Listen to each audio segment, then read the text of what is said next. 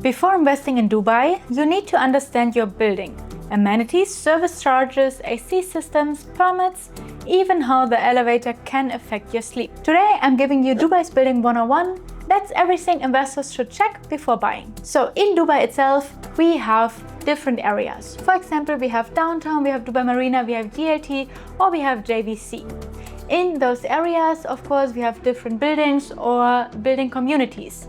That means we have some standalone buildings which have their own amenities, or we have some building complexes where we have different buildings using the same amenities together. So with amenities, I mean, for example, there's a swimming pool, garden, there's a playground, there's a gym, and whatever, like cinema or golf course simulator. So there's a lot of stuff.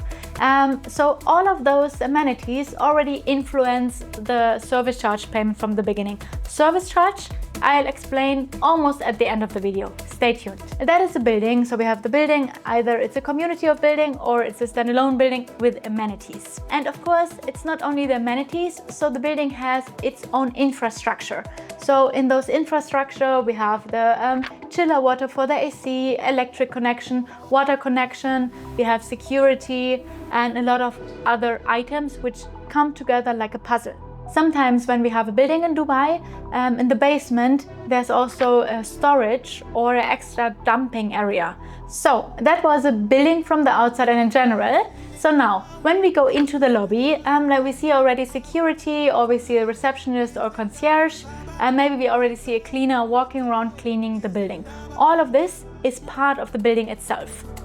And now we are going to the corridor.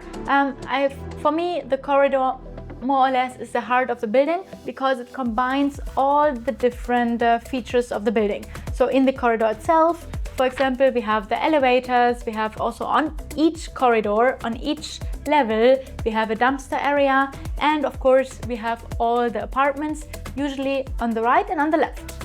Sometimes in very premium properties, we only have apartments on the right or on the left side of the corridor. This is called single loaded layout, and it only comes for premium buildings. For example, when one side only is facing the sea. So every floor plan is different, or every floor layout is different. So sometimes, for example, we have the elevators between the apartment, sometimes they're on the totally other side. But please be aware when you buy a property, the location of the elevator or of the dumpster is very important because, for example, people every day going to the dumpster and removing the trash, so it can cause noises. Or the elevator also, because there are a lot of people going there speaking, and maybe there's even like a sound or vibration from the elevator. On the corridor itself, we also have the electrical connection, and also you can find the GSM room, which is a telecom provider, which is either Etisalat or Du. Now, let's go to the apartment. But before we go inside the apartment, let's check from all the building what is connected to your apartment. So, for example, we have gas, we have water, we have electricity, we have chiller water for the AC, and of course we have some more details about the Wi-Fi. Let's get started with the gas. So in Dubai, we have three options. So either you have apartment without gas. In this case, there is of course no gas connection because you have an electrical stove. Then we have two more other options, including gas. One is more in the older buildings. You buy a gas in a cylinder. That means you need to call someone, and this person is bringing you the gas, and then you store it right below your gas stove and you use it. And the more modern units, they already have a proper gas connection, which means there's a gas connection inside the building, and then you need to use, for example, Lota Gas, which is a gas provider, and you need to make an account there, and then you get your gas directly to your apartment without any effort. Next is DEWA. I am sure you heard about DEWA. DEWA is very famous because DEWA is the only provider we can use for water and electricity. In Dubai, you cannot choose where you get your electricity from. You need to use DEWA. So what does DEWA mean? Dubai Electricity and Water Authority. Let's start with the water. Where does the water come from? Do you know that? The water comes from the ocean because we do not have enough fresh water here in Dubai. We are in the desert. So in Jebel Ali, there's a desalination plant which is taking the water from the ocean, then it's removing the salt and cleaning the water, and then this is of course, going through pipes until it ends up in our tap. And where's the electricity coming from? As you know, we have a lot of gas in Dubai. So right now, most of the electricity is coming from a natural gas power plant, also in Jebel Ali. But that's not it, because we already started having clean energy. For example, we receive clean energy through Mohammed bin Rashid Al Maktoum Solar Park, which is one of the biggest solar farms in Dubai. Or in Hatta, we have the Hatta hydroelectric power station, which makes energy from water. So once the electricity reaches your building, it goes through your personal DEWA meter. So you can see on your DEWA app exactly how much electricity you are consuming and how much electricity you need to pay. Dubai is a desert, right? So we need AC. So in Dubai mainly we use chiller water, and there are different ways how to receive chiller water. Let's start with the AC, which is centrally managed by a building. So some of the buildings in Dubai, they centrally manage the chiller water. Then the chiller water is distributed to all of the units and you pay through the service charges. That means no matter how much AC you are using, you always pay the same amount via service charges. Beside that, there is the option of district cooling system. So in this case, you pay your AC charges through DEWA app. So remember DEWA, water, electricity. So it might be that the chiller will be on the DEWA bill. Beside that, it might happen that the property you own or the property you rent is using external chiller water. That means you need to make an account with Empower or Emicool, and they will provide you the chiller water and will make you a monthly bill so you can pay for your chiller water. And here all the issue starts with Dubai properties. The biggest enemy of your property is water. Exactly. And the water issue does not start in your property, it already starts in the property right above you. We have, of course, all the AC pipes which make condensed water. So we always need to ensure that the pipes are proper isolated, because if not, they're going drop by drop, they're going through your ceiling and you need to renew the ceiling and you need to renew everything. Or imagine you're brushing your teeth comfortably in your nice bathroom and then it starts dropping from the ceiling. It might happen that it's not even your issue because the maintenance of the drains and of the bathroom of the neighbor above you will be in your bathroom. So that means it might be that you have a water leakage, which is not even your fault. Later in the video, I can explain what we can do to reduce the risk as much as possible. There are also some AC issues. So for example, it might happen that there are dirty filters and ducts, the drainage is clogged, because there's always, I do not even know how to explain. So there's some slime, it's like a mix between water and dust and it all comes together. And of course it can be that in the AC, it depends on the AC, that there might be gas leakage. Now we are almost in the apartment. And now at the apartment door, you can see either some Etisalat picture or some DO picture. Etisalat and DO are the main provider for Wi-Fi connection. So you can only use the internet provider which is connected to your building. In some areas you can use both, in some only DO, in some only Etisalat.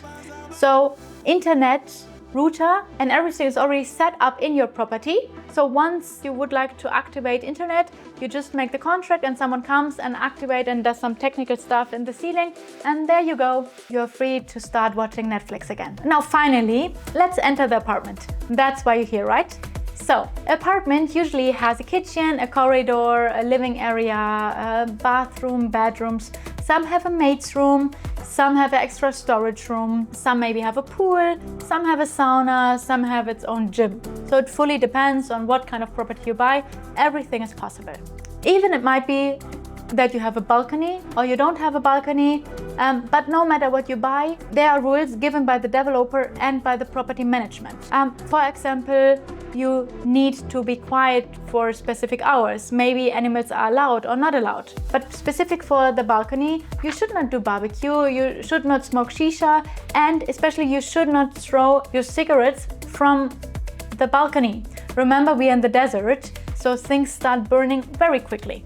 When you buy a property in Dubai, you do not only buy the property, you also buy a part of the amenities and you buy a part of the land. And sometimes you also buy a parking spot.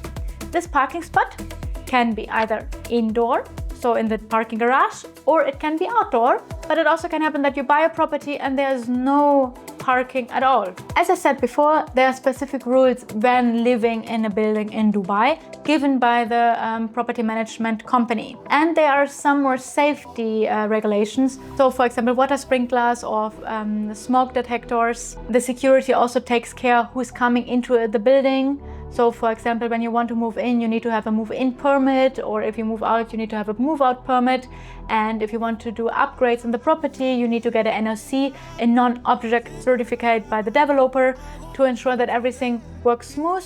Because imagine 50% of the property wants to move out, and then all the packers come, and then it's going to be a huge mess in the building itself.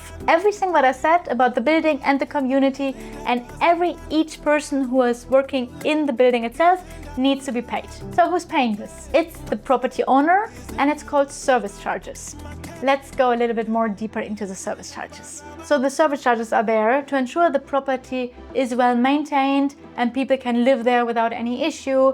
The service charges also include, for example, a property or a building insurance. So how do we calculate the service charges for a building? So in a building, there's a property management company, which is either the developer itself or it's an external company. So those property management companies, they estimate how much the maintenance, employees, etc. are cost. This estimation will be sent to Dubai Land Department, and a specific Dubai Land Department called RERA is going to review and approve it via MOLAC system. As a property owner, you know that sometimes when it comes to the service charges, MOLAC is going to send you an email with a detailed overview about the service charges.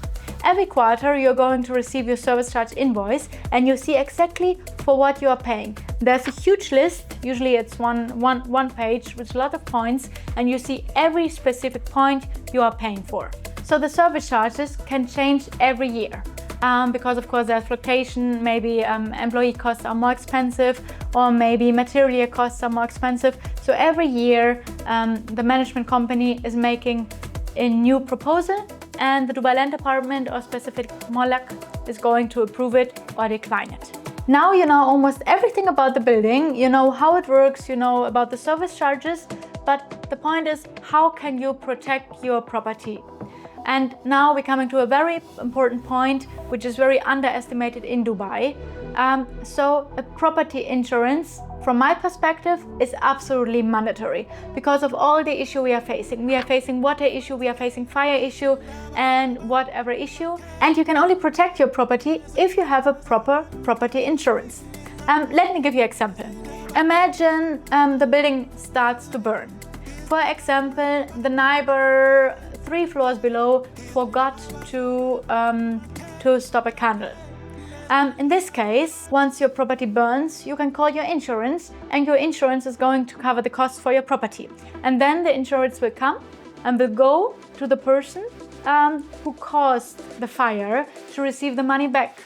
So now this person might have insurance, but maybe not. If he doesn't have an insurance, and if he doesn't have the money, for sure he won't be paying for the issue, but since you have your property insurance, your property will be safe. So this is a very important point for long-term investors and owners with ready properties. And by the way, it's insurance still, right? So there are some conditions we always need to take care of. So at least once a month, someone needs to be in the apartment. And of course, you should not neglect your property.